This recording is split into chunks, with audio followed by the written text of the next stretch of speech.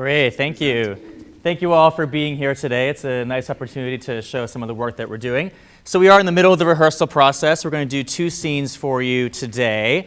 So Roberto Devereux, as you know, is about Queen Elizabeth I and her young lover, or former lover, Roberto Devereux. She was 67 at the time the story takes place. He's 33. And they've been together on and off since he was 19 and she was in her 30s. So she's the original cougar, if you will, if you have that term in Canada, cougar. So thanks for being here.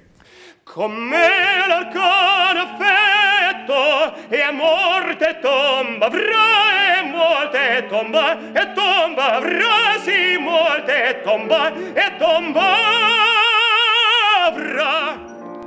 Quando chiamò la tromba i miei guerrieri ad escognar le torri della superba calice, temeste che la rovina macchinar potesse di te lontano, atroce in vida rabbia. E forse questo anello e di parlare la parola del re e ad ogni vento offrirlo agli occhi miei di tua salvezza degno sarebbe.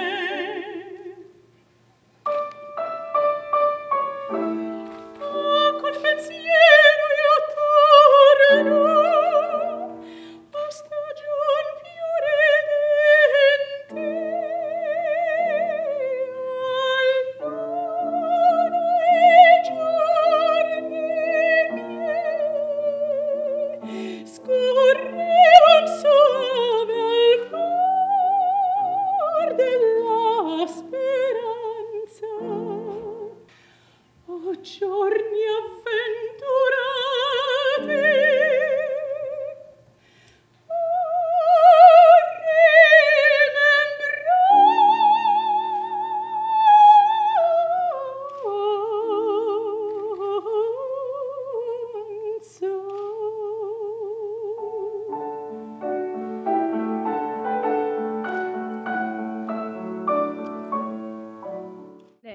Καλησπέρα σας, χαίρομαι και εγώ που βρίσκομαι εδώ πέρα στο Μοντρεάλ. Από το λίγο που είδα, είναι μια ωραία πολιτισμένη πόλη.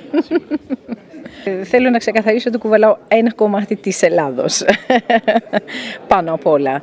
Και βεβαίως της Ευρώπης, διότι αντιπροσωπεύω μια μουσική η οποία η καταγωγή της είναι ιταλική. Γενικώς σε όλη την όπερα υπάρχει η ελληνική τραγωδία και πιστεύω είναι ένα προσόν για μας τους Έλληνες, επειδή μεγαλώνουμε με αυτήν την οτροπία ή με αυτά που μας διδάσκουν, και πιστεύω ότι αυτό με έχει βοηθήσει πάρα πολύ